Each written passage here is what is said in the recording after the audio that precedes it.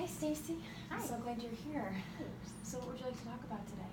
So I would like to talk about my daughter has a school trip coming up and it's out of state and she really wants to go, and I am struggling with fear over letting her get on a bus and travel, 5.5 hours to Michigan and to go on this trip. And I know that it sounds silly on its face, but her even asking to go on the trip has really revealed to me, like, I am fearful. Like, I'm fearful to say, yes, you can go. And so I'm struggling with, like, do I say yes or do I say no? I feel like if I say no, I'll be giving into fear. But if I say yes, then I'm like, okay, then how am I going to handle that fear? Because she'll be gone, like, from 6 in the morning till 11 at night in another state. So you have some new fear that's happening because of something that you haven't been confronted with your daughter yet. Yes. So it's a new feeling that you didn't realize you had until it seems like it came up, right? Yes. I mean, and this is a trip that happens every year for the students, and we have an older boy, but when this trip came up for him, he had just had leg surgery and he couldn't go. And so I just felt like when he was like, oh yeah, I would have gone, like, I didn't have to really think through. What would it have been like to, like, put you on a bus with a bunch of people I don't know and wave goodbye? And because my daughter, I could have been a chaperone for the trip, but it didn't work out with, like, work and school and stuff. So it's just this really new place. And so I've been trying to think about the reality that she's getting older, she's going to middle school, so they'll both be in middle school. And, my oldest is a boy, and I have different fears for him. Whether that's fair or not, I just do, because he's a boy, she's a girl. So yeah, and I was just really struggling to think through, like, what if the bus crashes? Like, if she's in Michigan, like, what would I do? Right? So you seem to have some reasons for both. You'd like her to go, it seems like, because it's a part of something she's in school for. You want to give her that opportunity to go. Yes. And you also recognize that you don't have the same fears as your son.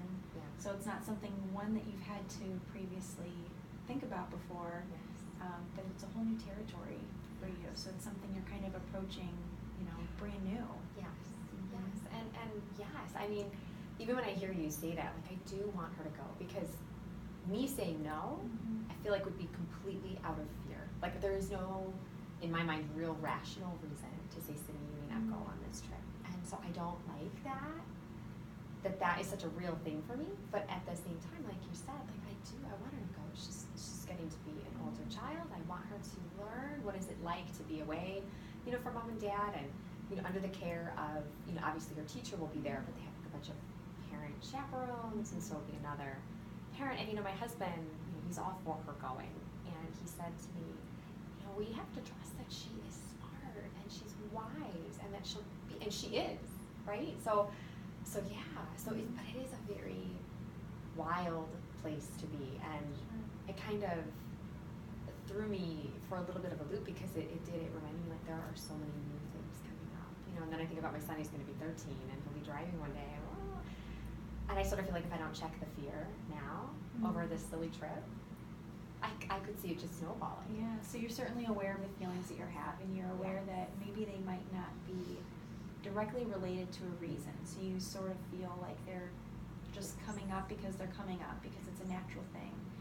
And you mentioned originally that, what if she gets in a car accident? And there are some of these, like, more extreme reasons that you might be afraid of her to go. And I'm wondering what might be some other reasons that might make you a little bit hesitant. Besides, it being a new territory, or, the bus crashing, what might be some reasons you think you have that fear? Yeah, so I think the first piece is the things that I fear, like, are, and I know this, I know they're really irrational, like, what if the bus crashes? That's pretty, not common. And then I think, what if she gets lost? Or, they go to leave and they leave her there because they just do a verbal roll call. Like, I've been on these field trips, and anybody can be like, here. So they're somewhat irrational, I think. And so then, like, to answer your question, like, what could be causing those fears? I think part of it is, it's the reality that we are entering adolescence, this new phase where, mom and dad, my husband and I, have a lot less control.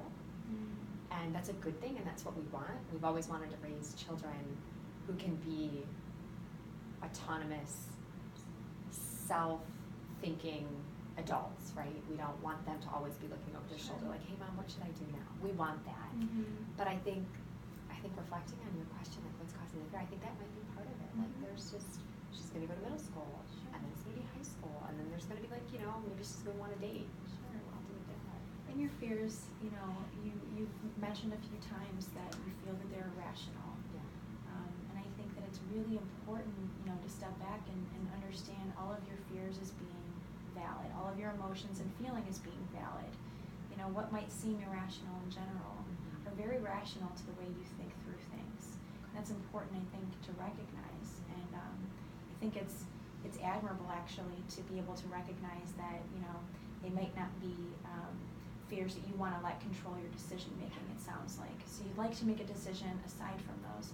So you've mentioned, a car accident or forgetting her.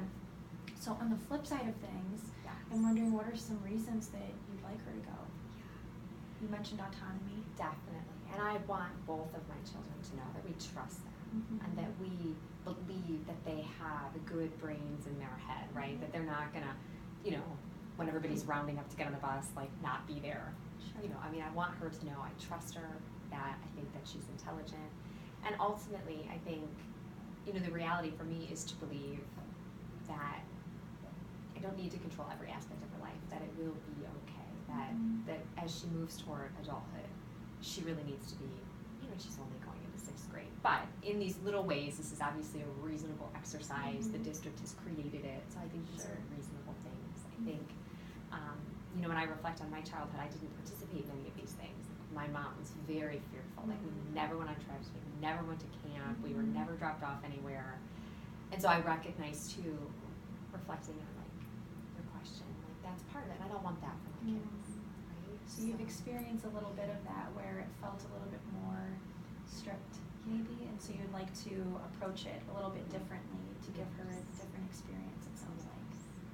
Yes, because I think it's important, especially for our daughter, because our son, he's like this big guy, he's bigger than me, and so my fears are different, so he's tiny, and so I think in some ways it's unfair that he's going to, like, I let him walk alone if he wants to walk to a friend's house because it's different, but Sydney, I don't, and I hate that, so I want to, when I recognize that, be aware of it and choose differently, and so I think that's why with this trip, like, I really do want to say yes, go, and not fall into my fear.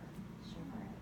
And you mentioned that you want to do 2 things. You'd like to recognize it and not feel that fear.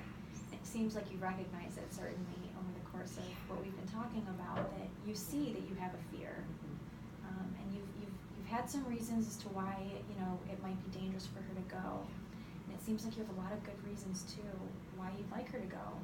One of which being that you've experienced that type of lack of autonomy, maybe, and independence that you'd then like to see her. Yes.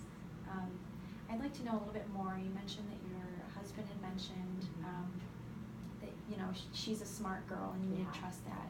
Can you tell me a little bit more about that? Yeah. So, he's always good at reminding me, like, okay, so you're afraid that somebody might grab her and try to walk off. He's like, so if somebody tried to grab Sydney, she's going to scream. She's not going to go with them. Like, she has a brain in her head, right?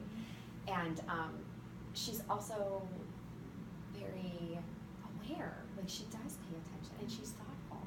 And she knows, like, if this is the adult you're supposed to be with today, like, she's going to stay with that adult. She's not going to try to scurry off. And, this trip includes not only the driving there and then going, so it's going to the Ford Museum. Then it's, like, stopping at some buffet and somewhere between here and there. And, like, they have, like, the run of the place, right? So these are all things, like, we've not done that with Sydney because when you're at home and you go to dinner with your kids, you're not like, so run around the place, we'll be over here. Sure. So, like, but he's good, my husband is good to remind me, like, but she's capable.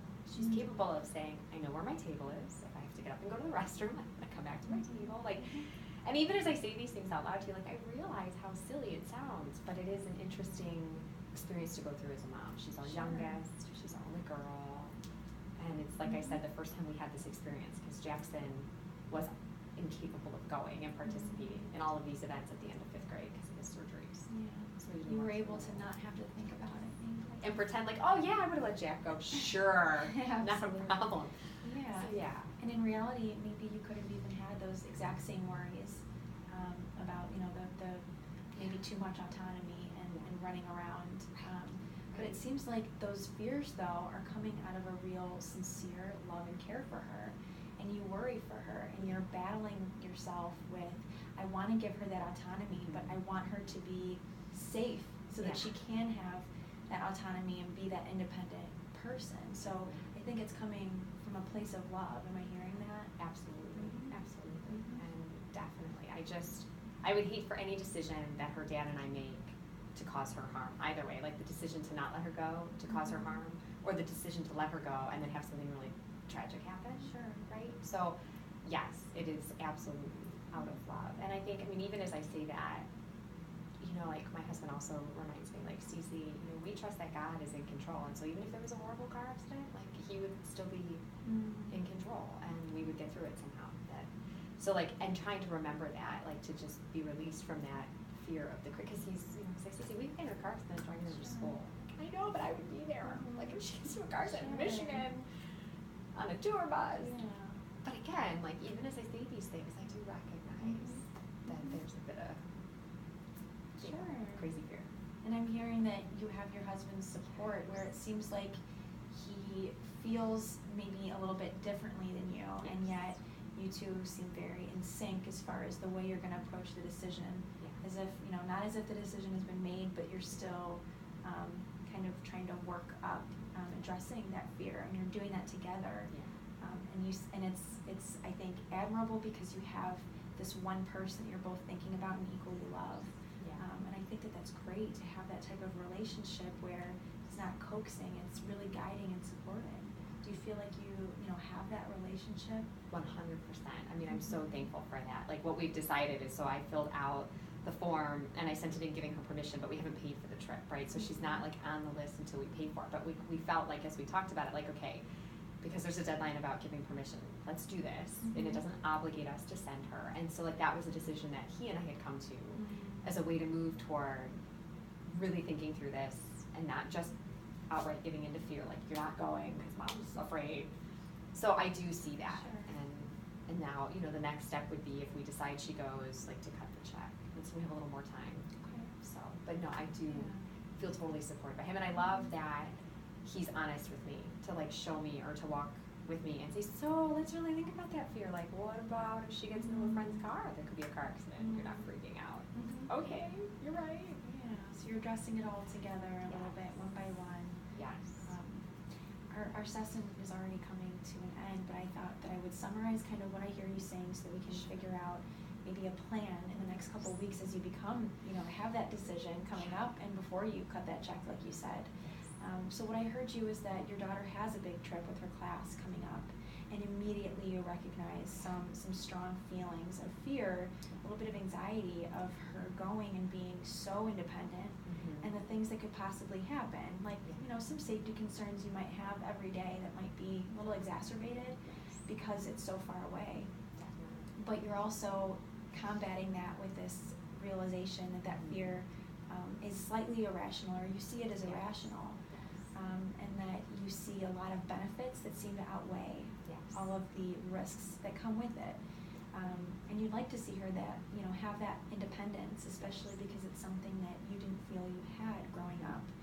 But you'd like her to become a really independent, self-sufficient person. And you and your husband have those same thoughts, and you have his support in slowly making this decision as opposed to jumping into it. So you seem to really be approaching the fear with patience and understanding within yourself. And I think that's really important. So I think maybe as we, I'd like you to be really aware of those feelings you have, and maybe what you physically feel like when you start to think about the idea of her leaving. Does that sound like something you'd be okay with? Yes, definitely. And then I'd love to hear your thoughts when you come back.